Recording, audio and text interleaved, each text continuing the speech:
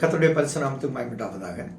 ஒரு மங்களகரமான வார்த்தை ஆண்டவர் சொல்ல, இயேசுவின் நாமத்தில் நீ என்ன கேட்டாலும் உனக்கு செய்வார், அது கொடுப்பார். இதுவரை ஐயோ நான் இயேசு நாமத்தில் இதெல்லாம் கேட்டிருக்கேன் கிடைக்கல, இல்லை. இன்னைக்கு சொல்ல நீங்க கேளுங்க, விசுவாசத்தோடு கேளுங்க.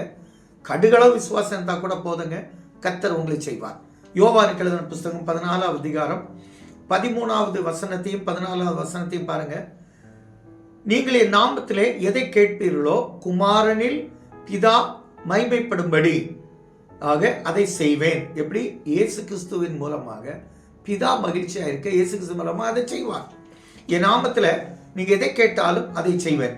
நான் சொல்றதுல உங்களுக்கு ஹாப்பியா இருந்தா உங்க மனத்தை தொடுமா ஒரு ஆமீன் சொல்லுங்க.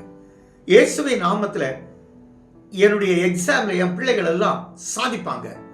இயேசுவின் நாமத்தில் என் மகனுடைய ப்ரமோஷனை கட்டளையிடுவார். இயேசுவின் நாமத்தில் என் புருஷனுடைய தடைப்பட்ட அரிய பணம் டபுளாக சேர்த்து கொடுக்கப்படும். இயேசுவின் நாமத்தில் தடைப்பட்ட வீட்டு பணி முடிக்கப்படும்.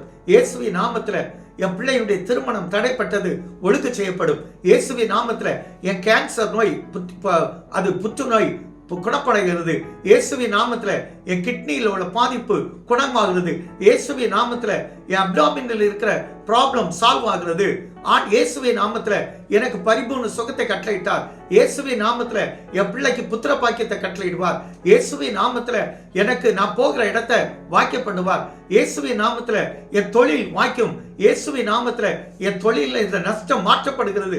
இயேசுவின் நாமத்தில் என்னுடைய பிரயாணத்தை வாக்கிய பண்ணுவார். இயேசுவின் நாமத்தில் என் பேர பிள்ளைகளுடைய பிளேஸ்மெண்ட் கிடைக்கும். இயேசுவின் நாமத்தில் என் பேர பிள்ளைகளுடைய உட்கார வேண்டிய இடத்துல கர்த்தர் உட்கார வைப்பார். இயேசுவின் நாமத்தில் அந்த கேஸ்ல இருந்து எனக்கு விடுதலை கொடுத்தார். இயேசுவின் நாமத்தில் என்னுடைய கடன் நீக்கப்படுகிறது. இயேசுவின் நாமத்தில் நான் மீதம் எடுக்க போகிறேன். இயேசுவின் இப்படி சொல்லிக்கிட்டே வாங்க. இன்னைக்கு நல்ல நாள். எத்தனை காரியத்தை சொன்னீங்களோ இயேசுவின் நாமத்தில் கேட்டதெல்லாம் கர்த்தர் உங்களுக்கு செய்வார். மகிழ்ச்சியா இருங்க, மகிழ்ந்து களி கூறுங்க. கர்த்தர் உங்களை ஆசீர்வதிப்பார். எங்கள் நல்ல தகப்பனே, இந்த வார்த்தைகளின்படி அறிக்கையிட்டு இருக்கிறோம். கர்த்தர் இந்த அறிக்கையை ஏற்று எங்களுக்கு எல்லாவற்றையும் வாய்க்கப்பட வேண்டும். நல்ல பிதாவே, ஆமென்.